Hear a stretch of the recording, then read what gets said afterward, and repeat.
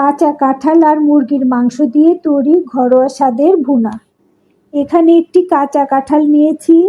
এখন কেটে ছিলিয়ে খণ্ড করে পরিমাণ মতো পানি ও সামান্য লবণ দিয়ে সিদ্ধ করে নিব।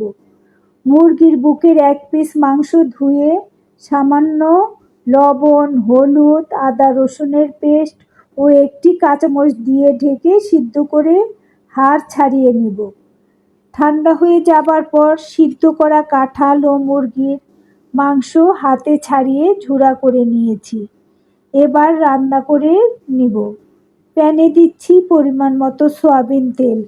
গরম হলে প্রথমে দুটো তেজপাতা, পেঁয়াজ কুচি একটু ভেজে নিয়ে 1.5 টেবিল চামচ আদা রসুনের পেস্ট, স্বাদ মতো লবণ, 1 চা চামচ হলুদের গুঁড়ো, 1 চা চামচ লাল মরিচের গুঁড়ো, 1.5 চামচ ধনিয়া গুঁড়ো, 1/2 চা চামচ করে জিরা ও শাহি মশলার গুঁড়ো দিয়ে একটু ভেজে নিয়ে দিচ্ছি মুরগির মাংস দিয়ে জাল করা 1.5 কাপ পরিমাণ চিকেন স্টক।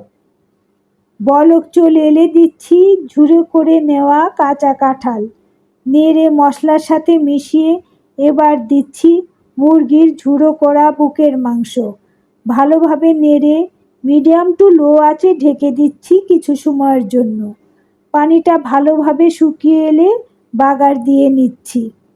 প্যান চুলোয় দিয়ে পরিমাণ মতো সয়াবিন তেল গরম করে প্রথমে কিছু পেঁয়াজ বেরেস্তা ভেজে তুলে নিয়ে এই তেলের ভিতর দিচ্ছি কিছু রসুন কুচি ও পেঁয়াজ কুচি। একটু ভেজে নিয়ে দিচ্ছি ছেঁচে নেওয়া দারচিনি, এলাচ ও লং, কিছু আস্ত জিরা ও 2টি খণ্ড করা শুকনো মরিচ ভেজে নিয়ে এবার কাঁঠালের মধ্যে প্রথমে দিচ্ছি 2 চা চামচ খাঁটি ঘি, কিছু কাঁচামরিচ ফালি দিয়ে নেড়ে এবার দিচ্ছি ভেজে নেওয়া মশলা। এখন ভালোভাবে নেড়ে ভাজা ভাজা হয়ে এলে পেঁয়াজ বেরেস্তা দিয়ে আরও কিছুক্ষণ ভেজে নিয়ে সার্ভিং ডিশে বেড়ে নিয়ে কিছু পেঁয়াজ বেরেস্তা উপর দিয়ে ছিটিয়ে দিব। ঘিয়ে বাগারে কাঁঠাল প্রতি কামড়ে চিকেনের স্বাদ, মশলার ঘ্রাণ আর পেঁয়াজ বেরেস্তার ছোঁয়ায় ভরে উঠুক প্রাণ।